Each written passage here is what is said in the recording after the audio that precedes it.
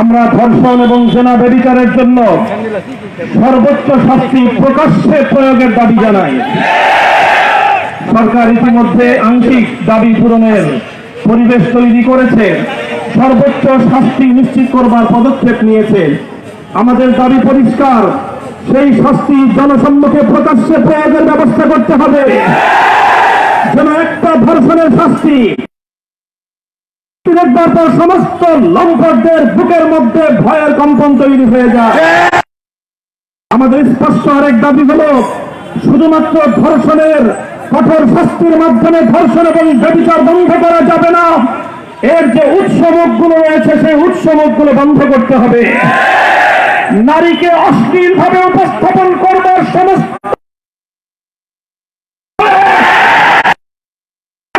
অবাধ সরবরাহ এবং প্রাপ্তির হবে। নারীকে যারা অশ্লীল ভাবে উপস্থাপন করছে, সিনেমার বিলবোর্ড, বিভিন্ন চলচ্চিত্রের পর্দা, নাটক এবং টেলিভিশনের পর্দার মাধ্যমে যারা নারীকে ভোগ্য পণ্য হিসেবে, ব্যবসার পণ্য হিসেবে উপস্থাপন করছে, তারা মাতৃজাতির কলঙ্ক করছে, মাতৃজাতির কলঙ্ক করছে।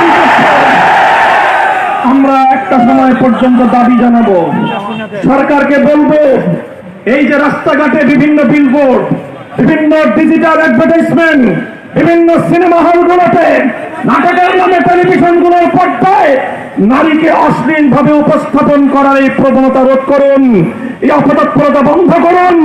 একটা সময় পর্যন্ত আমরা দাবি জানাবো, দাবি জানাবো, দাবি জানাবো।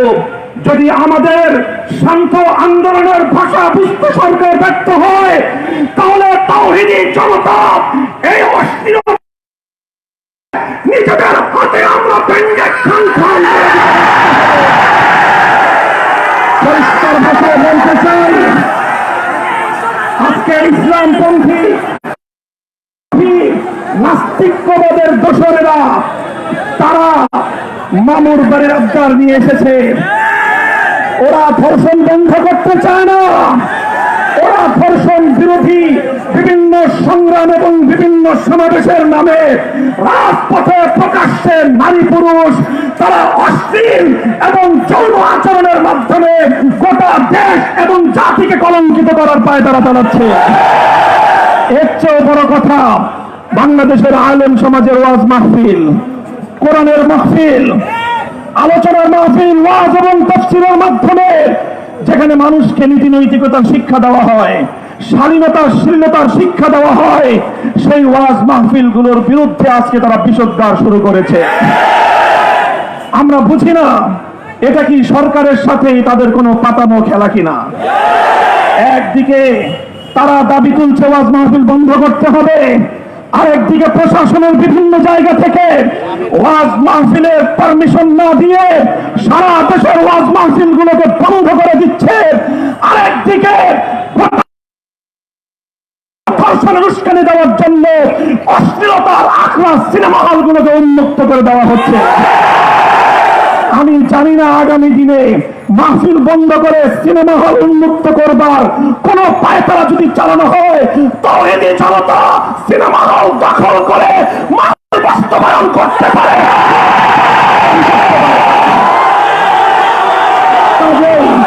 এই ধরনের আত্মঘাতী কোন সিদ্ধান্ত যেন সরকার বাস্তবায়ন করার দুঃসাহস না পায়। ৭১ টেলিভিশন চ্যানেলকে বলবো, ইসলাম বিরোধী ওলামায়ে কেরামের তৎপরতার বিরুদ্ধে, কোরআনের মাহফিলের বিরুদ্ধে, ওয়াজ মাহফিলের বিরুদ্ধে বিষোদ্গার করা যদি বন্ধ না করো, তোমরা গণমাধ্যম নয় ইসলাম বিরোধী ষড়যন্ত্রের আখড়া হিসেবে চিহ্নিত হবে। তোমরা জাতি তোমাদের ব্যাপারে ভিন্ন কোনো সিদ্ধান্ত গ্রহণ করতে বাধ্য হবে। আল্লামা নূর হোসেন কাসেমী শীর্ষ নেতৃবৃন্দ নিয়ে আগামী দিনে আন্দোলন ঘোষণা করবেন। জীবন দিতে হলে জীবন দিয়ে